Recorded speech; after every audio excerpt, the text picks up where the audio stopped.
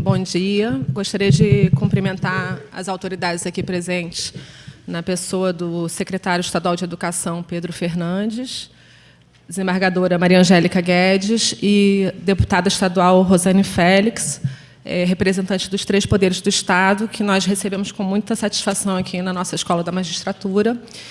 E cumprimentar todos os presentes. Bom dia a todos. Meu nome é Vanessa Cavalieri, eu sou juíza titular da Vara da Infância e Juventude da capital do Rio de Janeiro, responsável pelo julgamento dos atos infracionais praticados na cidade. Fui defensora pública durante 4 anos e sou juíza há 14 anos. Nos últimos 3 anos tenho, então, titularizado, né, a Vara da Infância. E, logo no início, nós percebemos a completa ausência de dados acerca do sistema socioeducativo fluminense e da realidade do adolescente que se envolve na prática de ato infracional aqui no nosso Estado e, especificamente, na nossa cidade. Eu me lembro que, logo no início de 2016, quando começou um movimento forte a respeito da redução da maioridade penal no Congresso, surgiu uma pergunta, uma demanda externa, de qual seria o impacto de uma eventual redução da maioridade para 16 anos no sistema carcerário socioeducativo. E nós não tínhamos, naquele momento, nenhuma ideia de qual era o percentual de adolescentes entre 16 e 18 anos que cometiam atos infracionais e quantos tinham entre 12 e 15, e qual seria essa repercussão de uma eventual redução que podia acontecer a qualquer momento. Então, nós percebemos essa carência de dados e a necessidade de passar a colher esses dados e, então, poder diagnosticar problemas, ter fatos que nos dão um retrato da realidade e apresentar soluções. Depois de 3 anos colhendo esses dados, a gente tem um perfil bastante claro, e a Vara da Infância e Juventude, da qual eu sou titular, é a única da cidade do Rio de Janeiro. Então, todos os atos infracionais cometidos na cidade são reunidos e julgados nessa vara, o que nos permite um ponto de observação do problema muito interessante. Uma aproximação de um Zoom no momento em que a gente tem contato com o adolescente nas audiências, então a gente olha no olho dele e colhe os dados biopsicossociais um a um, e, ao mesmo tempo, um distanciamento desse Zoom, quando a gente consegue olhar todo o retrato que foi formado ao longo desse tempo e perceber que existe algo comum entre eles, né? Não há um grupo aleatório de adolescentes com realidades diferentes, cada um numa situação diferente. Existem muitas semelhanças entre eles, semelhanças que nos mostram qual é a lacuna de políticas públicas que não estão sendo adotadas para a prevenção desse problema, do adolescente envolvido em atos infracionais, e nos permite, então, apresentar aos senhores hoje esses dados que foram colhidos de forma muito tranquila, porque esses dados fazem parte do sistema e do cadastro do Poder Judiciário do Rio de Janeiro, e, juntos, apresentar também propostas de soluções. Então, primeiramente, eu vou só estruturar a forma como vou apresentar esses dados e os problemas e as soluções durante esse tempo que me deram para falar. A gente tem uma base de dados, que eu vou explicar como foi colhida. A gente, nessa base de dados, definiu o que a gente chamou de aspectos biopsicossociais do adolescente, os aspectos jurídicos da socioeducação no Rio de Janeiro e as nossas propostas de solução. A nossa base de dados foi o NAAP, que é o Núcleo de Audiência de Apresentação, o lugar que é um setor da Vara da Infância para onde são levados diariamente todos os adolescentes apreendidos em flagrante na cidade do Rio de Janeiro. Ao longo de 2 anos, 24 meses, de janeiro de 2017 a dezembro de 2018, nós ouvimos e recebemos apreendidos em flagrante 4.842 adolescentes. E esses dados que a gente extraiu são os dados desses 4.842 adolescentes. A gente não fez um recorte e uma avaliação por amostragem. A gente efetivamente colheu os dados de todos e compilou os dados de todos. Quem está fora dessa pesquisa, desse banco de dados, são os adolescentes que não foram apreendidos em flagrantes. Porque os adolescentes apreendidos em flagrantes, eles têm outro fluxo. Mas os adolescentes apreendidos em flagrante, ou seja, que foram pegos pela polícia em tese no ato, logo no momento da prática do ato infracional, todos foram ouvidos e os dados que nós vamos apresentar nos foram informados por eles mesmos. Então, o primeiro grupo de grandes dados que falam sobre quem é o adolescente que comete ato infracional, nós separamos em 3 temas. Aqueles que dizem respeito à realidade da pessoa do infrator, o que dizem respeito à sua família e o que dizem respeito à sua escola. O primeiro dado surpreendente é que 95% dos adolescentes apreendidos são meninos, sexo masculino, e só 5% são meninas. Uma proporção que também se repete no sistema carcerário. Então, existe um envolvimento muito maior de jovens homens, na prática de atos infracionais. 53% dos adolescentes que foram apreendidos em flagrante nesse período já haviam cometido ato infracional anteriormente, já tinham passagem pelo sistema socioeducativo. Não significa que eles estavam em situação de reincidência. A reincidência, a gente fez uma apuração mais à frente, eu vou expor, mas a reincidência a gente só considerou quando ele já havia cumprido uma medida socioeducativa antes de cometer novo ato infracional. Esses adolescentes aqui, esses 53% que tinham passagem, muitas vezes tinham cometido vários atos infracionais, mas nunca foram submetidos a uma medida socioeducativa. Ou porque o processo não chegou a ser julgado, ou porque, tendo sido julgado, ele foi encaminhado para uma medida em meio aberto, a qual ele não compareceu e não cumpriu, ou uma semiliberdade que ele também não cumpriu e evadiu. Em relação à faixa etária, 68% dos adolescentes têm entre 16 e 18 anos e 32% entre 12 e 15 anos. Então, vejam só, hoje eu posso responder qual seria o impacto de uma eventual redução da maioridade para 16 anos.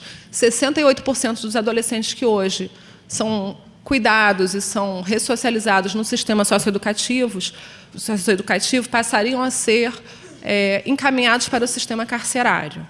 Um sistema que também está em colapso e que também enfrenta o problema da superlotação.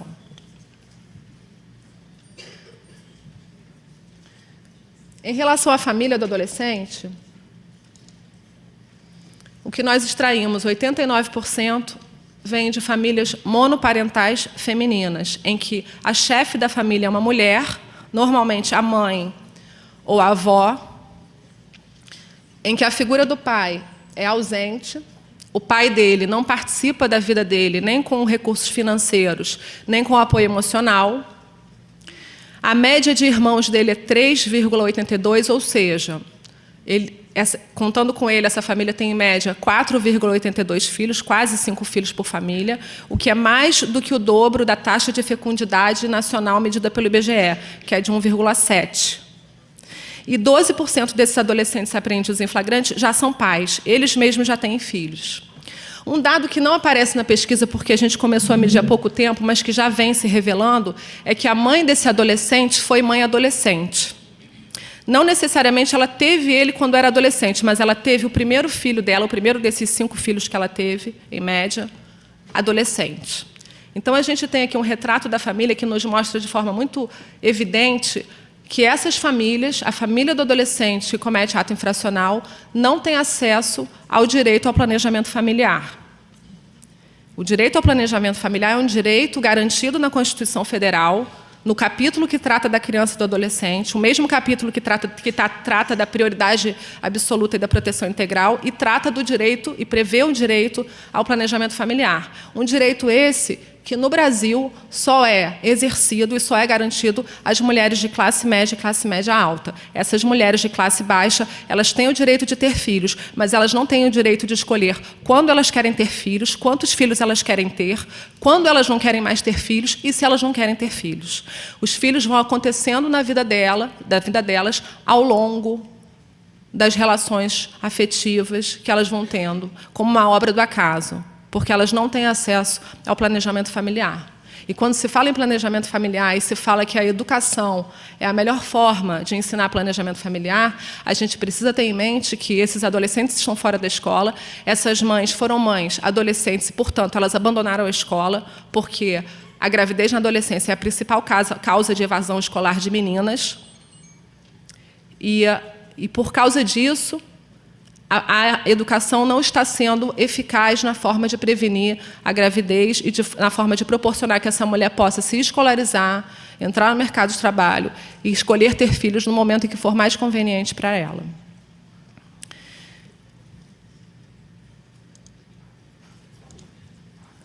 Em relação à escola, esse dado estarrecedor, que nos surpreendeu quando a gente começou a colher. Eu acho muito bom que o secretário de Educação esteja aqui presente para que a gente possa, juntos, pensar nesse problema, que é um problema de todos. Em média, 70% dos adolescentes já haviam abandonado a escola antes de cometer o primeiro ato infracional. Desses 4.842 adolescentes que nós analisamos o perfil, 1.436 eram estudantes, estavam estudando, e 3.406 não estavam estudando, estavam fora da escola. O índice de evasão escolar é maior no 6º ano.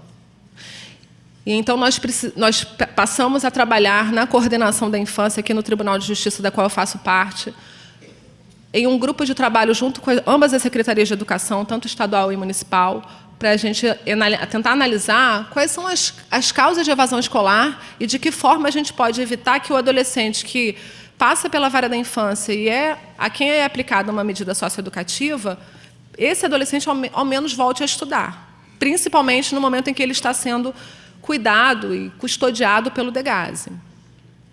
E nós identificamos que há 2 problemas muito graves que aumentam a evasão escolar. Um deles é o problema da aprovação automática, que foi uma política que não existe mais, mas que essa geração de adolescentes hoje foi, e eu me permito aqui, é um juízo de valor meu, mas eu me permito dizer, foi vítima da aprovação automática. Eu sei que a questão é polêmica, mas a minha opinião foi que, na verdade, a aprovação automática vitimou eles, porque a gente tem uma geração de adolescentes que chegou ao 5º ano sem ter se alfabetizado, por causa da aprovação automática. E se ele chega ao 5º ano sem saber ler nem escrever, ele não vai continuar no 6º ano. Ele abandona a escola. E ele vai trabalhar no tráfico, onde ele não precisa saber ler e escrever para vender cocaína, maconha e usar uma arma para defender a boca de fumo. E outro problema sério que existe é que a escola não cuida do conflito escolar. O adolescente que é indisciplinado, que dá trabalho para o professor, que dá trabalho para a direção da escola, ele é sistematicamente excluído da escola pelos próprios professores e coordenadores e diretores que deveriam cuidar dele e incluir ele. Nós temos identificado, por exemplo, que adolescentes que têm atos graves de indisciplina são transferidos pela direção da escola para uma outra escola pública que fica em área de facção do tráfico rival àquela onde ele mora, para que ele seja expulso pelos próprios estudantes. Então, se o adolescente mora numa área do Comando Vermelho e ele só pode estudar em uma escola localizada em área do Comando Vermelho, porque quem manda nas áreas da cidade são as organizações criminosas, ele é transferido para uma escola situada em área do 3º comando. E ele vai à aula no primeiro dia e ele é avisado que não é mais para ele voltar porque ele é do Comando Vermelho.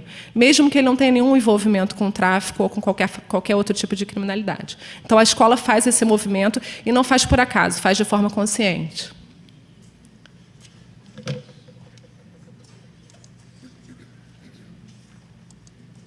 Além desses dados biopsicossociais, nós também verificamos aspectos jurídicos desse perfil trabalhado e analisado nesse estudo. O primeiro aspecto diz respeito aos atos infracionais. Do total dos adolescentes apreendidos em flagrante nos anos de 2017 e 2018, 48,90%, o número de 2.368 adolescentes, havia cometido ato infracional análogo ao crime de roubo, que, para quem não é da área jurídica, é a subtração com violência ou grave ameaça, com arma de fogo, com simulacro de arma de fogo, com facas ou com algum tipo de violência. 20,57%, 996 adolescentes, tráfico. E aqui tanto a gente tem a estatística do tráfico armado ou o tráfico sem arma, porque na legislação que prevê o crime de tráfico, a gente não tem um artigo próprio só para o tráfico com arma de fogo. 17% cometeram o ato infracional ao crime de furto, 823 adolescentes, e 14% outro tipo de crimes. E aqui a gente tem incluído homicídios, latrocínios e estupro nesse índice de 14%.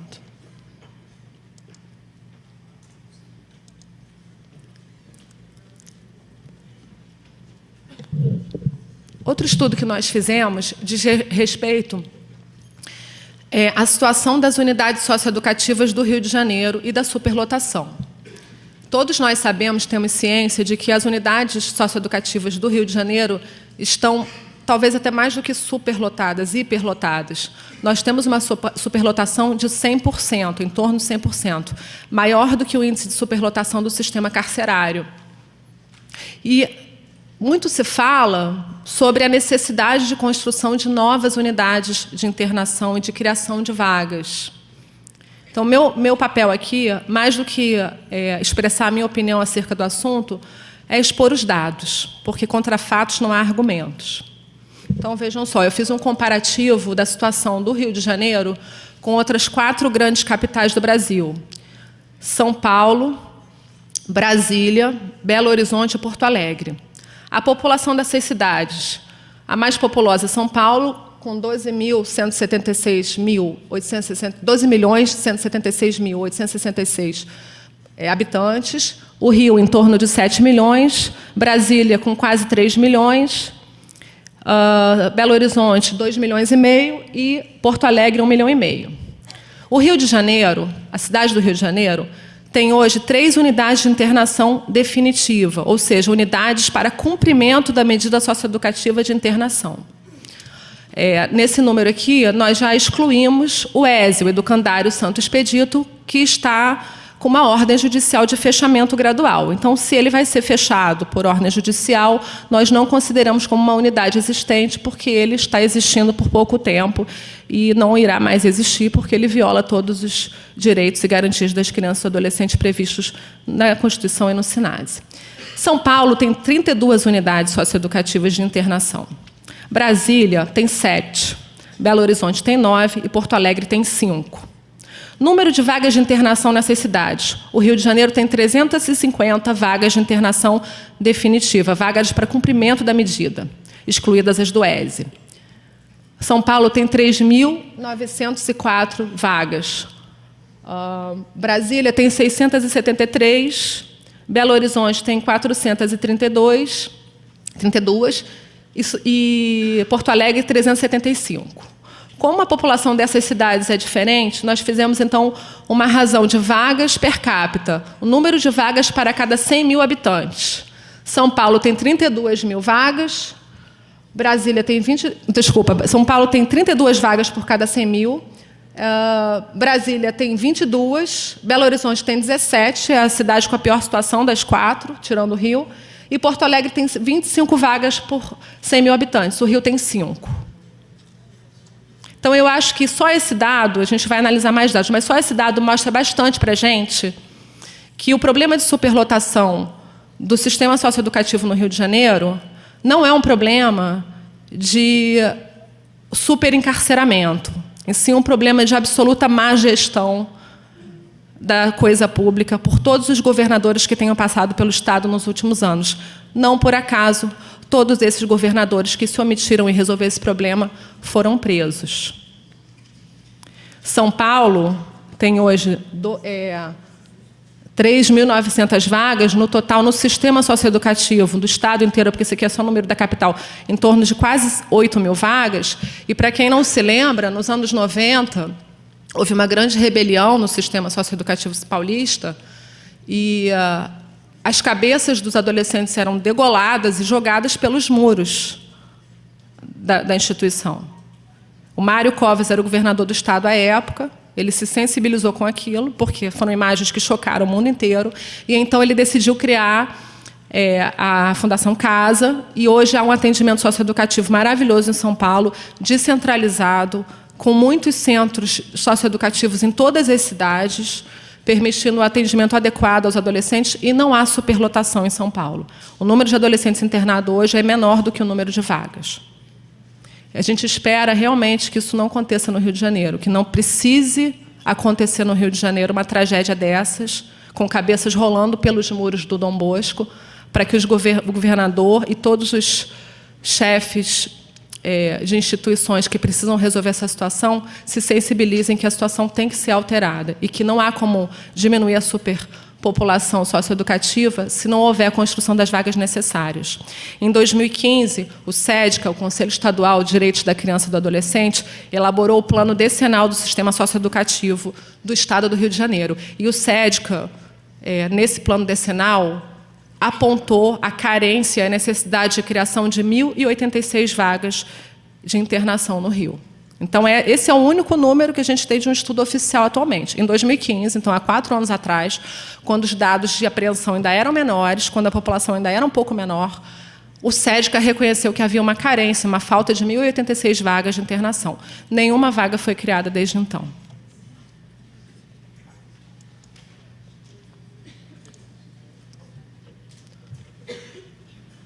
Internamos demais? É muito comum ouvir essa crítica. Eu tenho ouvido muito essa crítica. O judiciário interna demais. O sistema está superlotado porque os juízes internam demais. Números de apreensões por tipo de crime, ou seja, apreensões de atos infracionais análogos a esses tipos de crimes em 2017 e 2018. 2.368 adolescentes apreendidos por roubo. Adolescentes internados por roubo atualmente, 445. Adolescentes apreendidos por tráfico nesse período, 996. Adolescentes cumprindo medida de internação por tráfico, 153. Adolescentes apreendidos por furto, 823. Adolescentes internados por furto, 25. O furto é um crime sem violência. Esses 25 que estão internados por furto têm mais de 3 passagens e todos eles descumpriram as medidas mais brandas que foram aplicadas nas passagens anteriores.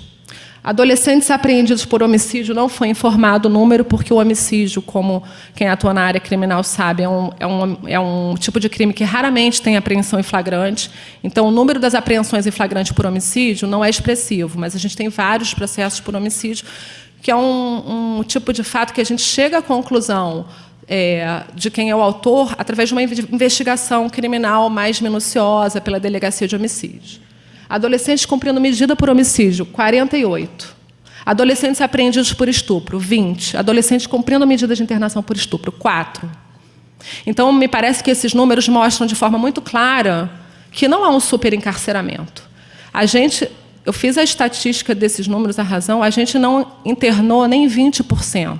A gente não tem hoje cumprindo internação nem 20% dos adolescentes que cumpriram fatos graves. Onde estão os outros 80%? Estão cumprindo medidas em semi-liberdade ou em meio aberto. Eles não foram submetidos a uma medida de internação. Internamos por quanto tempo? O adolescente ele é colocado numa masmorra, trancafiado e esquecido lá dentro? É uma outra frase que a gente escuta com frequência. Dos adolescentes que cumprem medida de internação no DEGAS, internação medida socioeducativa, 1.167 estão internados há menos de 1 ano. 43 estão internados entre 1 ano e 1 ano e meio. 18 adolescentes estão internados entre 1 ano e meio e 2 anos. 2 adolescentes estão internados entre 2 anos e 2 anos e meio. E 9 adolescentes estão internados há mais de 2 anos e meio. Então, o que esse estudo nos mostra é que o tempo de permanência do adolescente é curto. E ele é curto não porque o adolescente consegue passar pelo processo socioeducativo e rapidamente atingir os objetivos previstos no plano individual de atendimento.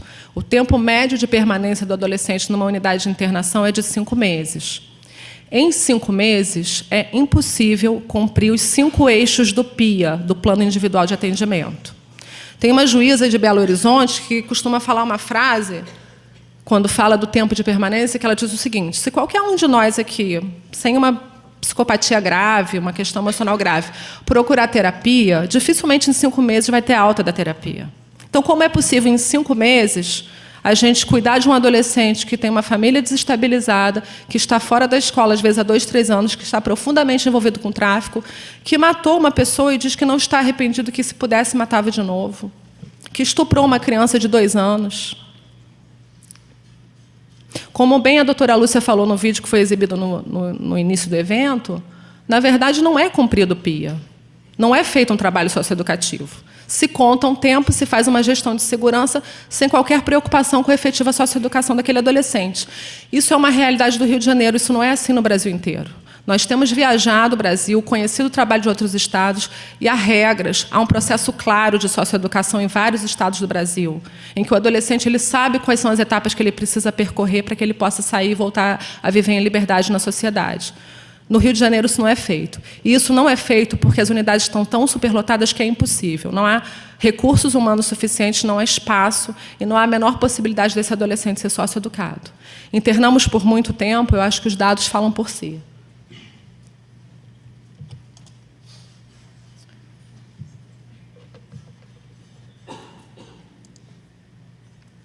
O último aspecto jurídico a ser analisado é a questão da reincidência do adolescente. O critério utilizado por nós nessa pesquisa foi o seguinte: consideramos reincidente aquele adolescente que praticou novo ato infracional após o cumprimento apenas de medida de internação. Aqui nós não analisamos os adolescentes que tinham cumprido anteriormente liberdade assistida e semi-liberdade. Por quê? Porque nós não temos esses dados. A liberdade assistida ela é tão mal gerida no município do Rio de Janeiro que a gente não consegue sequer uma listagem de todos os adolescentes que cumpriram a liberdade assistida ou a quem foi aplicada a liberdade assistida. E qual é o problema da semi-liberdade? O problema da semi-liberdade é que é uma medida que tem uma evasão muito alta. Então, a gente não tem certeza se o menino a quem foi cumprida uma semi-liberdade, a quem foi aplicada uma semi-liberdade, efetivamente cumpriu ou não. Os que foram internados, a gente tem certeza que eles cumpriram a internação, porque a internação ele fica privado da liberdade, então ele não saiu de lá. Então, analisamos os adolescentes que cumpriram medidas de internação na capital do Rio de Janeiro, nos anos de 2014, 2015 e 2016, em relação aos meninos. E chegamos a uma estatística em relação aos meninos e outra em relação às meninas. Em relação aos meninos, ouvimos falar que o DEGASE, o Sistema Socioeducativo, é uma escola de crimes. Não é isso? Eles mesmos dizem, mas aquilo lá é uma escola de crime. A mãe diz, mas vai colocar meu filho na escola de crimes. Os adolescentes que cumpriram medida de internação nos anos de 2014, 2015, 2016 e que tinham entre 12 e 15 anos, 71% nunca mais cometeram ato infracional. 3,4% cometeram novo ato infracional. E 25% cometeram crimes já adultos. Então, nós tivemos um índice de recuperação desses adolescentes de 12 a 15 anos de mais de 70%. O que mostra que, sim, o sistema socioeducativo é capaz de recuperar. Mesmo com todas as mazelas, mesmo com o absoluto descaso do poder público e do poder executivo responsável pela sua gestão, mesmo com a falta de vagas, mesmo com a superlotação, mesmo sem uma escola de qualidade, nós conseguimos recuperar 71% dos adolescentes que cumpriram medida em 3 anos. Novamente, não se trata de um recorte meramente exemplificativo de uma amostra. Sim, todos os adolescentes que cumpriram internação nesses 3 anos, durante 36 meses, foram analisados. Em relação aos adolescentes que cumpriram internação entre 16 e 18 anos, os números são diferentes. 44% deles tiveram nova passagem na vara criminal, ou seja, já adultos. 19,4% cometeram novo ato infracional e 36% não voltaram a delinquir. Por que a gente tem uma diferença tão grande por faixa etária, né? Porque em um grupo a recuperação foi em torno de 70% e no outro em torno de 36%, metade. A nosso ver, o que houve foi que esses adolescentes mais velhos, eles já tinham diversas passagens antes que tivesse sido aplicada a primeira medida em meio fechado. A gente teve casos de adolescentes com 10 passagens, todas ele recebeu LA e não cumpriu nenhuma. casos de adolescentes com 15 passagens, em todas ele recebeu a LA e não cumpriu nenhuma. E a gente teve um caso com um adolescente com 24 passagens antes de receber a primeira internação. Então, se perdeu com esse excesso de tolerância, com essa falta de limite, a gente perdeu a janela que a gente tinha para poder fazer uma intervenção rápida, breve e eficaz na vida desse adolescente e poder recuperá-lo. Um adolescente que já foi apreendido mais de 20 vezes por roubo e nunca recebeu uma medida socioeducativa que efetivamente o impedisse de continuar roubando, está recebendo do Estado uma mensagem de que ele pode continuar roubando quantas vezes ele quiser, porque nada vai acontecer. E todos que trabalham com educação, e todos aqui que são pais e mães, sabem que se a gente ameaça o filho com um castigo e esse castigo nunca vem, o que a gente vai fazer é estimular que ele continue com aquele comportamento que a gente quer coibir. Todos os psicólogos, todos os puericultores, todos que estudam educação e psicologia infantil sabem que o limite tem que existir e ele tem que ser rápido. E o limite dá segurança e faz o desenvolvimento ser saudável. Em relação às meninas, o dado é bastante diferente. Todas as meninas que cumpriram internação nos anos de 2016, 2017 e 2018 tiveram sua vida posterior analisada, sua vida jurídica posterior analisada. 72% das meninas cometeram um novo ato infracional, 13% cometeram crime e 23% não reincidiram. E vejam só, senhores, aqui tem uma questão bastante curiosa para nós pensarmos juntos o que esse dado nos fala. Porque a unidade socioeducativa feminina não está superlotada. Ela está trabalhando abaixo da sua capacidade. Temos menos meninas internadas em todos esses anos do que a capacidade. A unidade socioeducativa feminina funciona muito bem. Elas têm acesso à escola, têm vários cursos profissionalizantes, fazem atividades lúdicas, teatro, cursos de maquiagem. E, ainda assim, a reincidência delas foi muito mais alta. A única coisa concreta que esse dado nos mostra é que uma unidade socioeducativa superlotada não agrava a reincidência. Porque onde a unidade socioeducativa não está superlotada, a reincidência foi mais alta.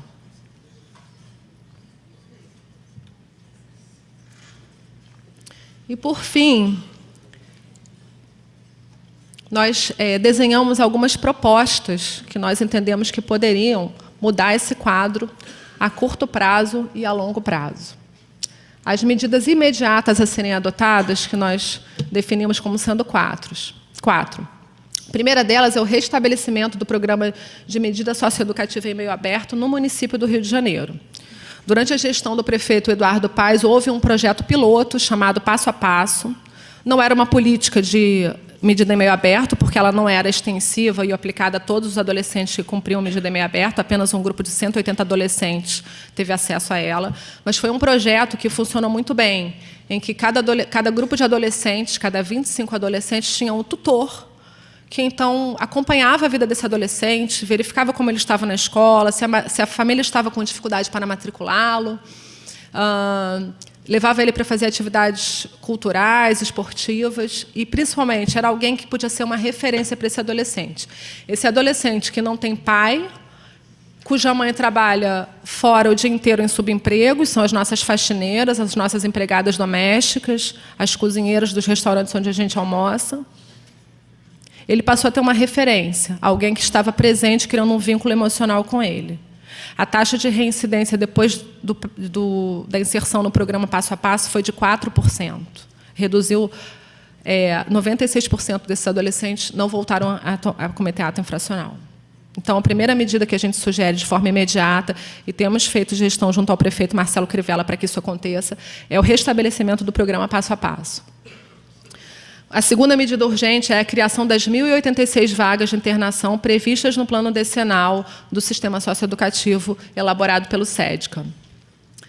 A terceira medida é a efetiva aplicação do orçamento do DEGASE no sistema socioeducativo. E aí, vou aproveitar a presença do secretário aqui para dizer que, nos últimos 3 anos, segundo um estudo feito pelo Ministério Público no Laboratório de Orçamento e Políticas Públicas, 39 milhões do orçamento previsto para o DEGASE foi transferido pela Casa Civil para outras secretarias. 39 milhões de reais nos últimos 3 anos seriam suficientes para a construção de 2 unidades socioeducativas. E, através de uma assinatura do chefe da Casa Civil, esse dinheiro foi transferido para outras secretarias. O chefe da Casa Civil, esse que também foi preso. E, por fim, é necessária a descentralização das unidades socioeducativas. O que acontece no estado do Rio de Janeiro hoje é que a gente tem 3 unidades na capital, uma em Campos, uma em Volta Redonda e uma em Belford Roxo. Não há unidades que atendam os adolescentes no Norte Fluminense e no Sul Fluminense. Então, os adolescentes ficam internados na capital, o que aumenta a superlotação, e eles ficam privados do direito ao convívio familiar, porque as famílias não têm condições de vir de Angra dos Reis, de Nova Friburgo, de Porciúncula, de Cabo Frio para visitar esses adolescentes aqui. E eles passam durante todo o tempo de internação sem receber visita das suas famílias, porque o Estado não constrói as unidades nas regiões próximas às residências desses adolescentes. E, por fim, as políticas públicas que nós consideramos necessárias para modificação desse quadro, de forma a prevenir, e daqui a 10, 15 anos a gente tem uma outra realidade no Rio de Janeiro. A primeira delas é a criação de uma política pública de planejamento familiar efetiva, que possa garantir às mulheres de baixa escolaridade, às mulheres e homens de baixa escolaridade que não estão inseridos na escola. Lembrando que o Brasil tem 40% da população de 14 a 24 anos fora da escola, ou seja, uma população que está em idade fértil e não está estudando, não estudou e não está estudando, e que precisa de planejamento familiar. Então, uma política pública que possa dar acesso a essas pessoas ao direito que eu tenho e que todos vocês na plateia têm. O direito de escolher se nós queremos ter filhos, quantos filhos nós queremos ter filhos e quando nós queremos ter esses filhos. A segunda medida necessária é uma escola de base em tempo integral. Não adianta só investir em curso superior e acesso ao curso superior pela população de classe econômica mais baixa, através do sistema de cotas, se essa população, na verdade, nem chega a concluir o ensino fundamental 2, porque nunca vai chegar na faculdade. É preciso investir também na escola de base. É preciso erradicar o analfabetismo no Brasil. Nós acreditamos que uma das formas mais eficazes de reduzir a evasão escolar é através da adoção de práticas restaurativas dentro das escolas.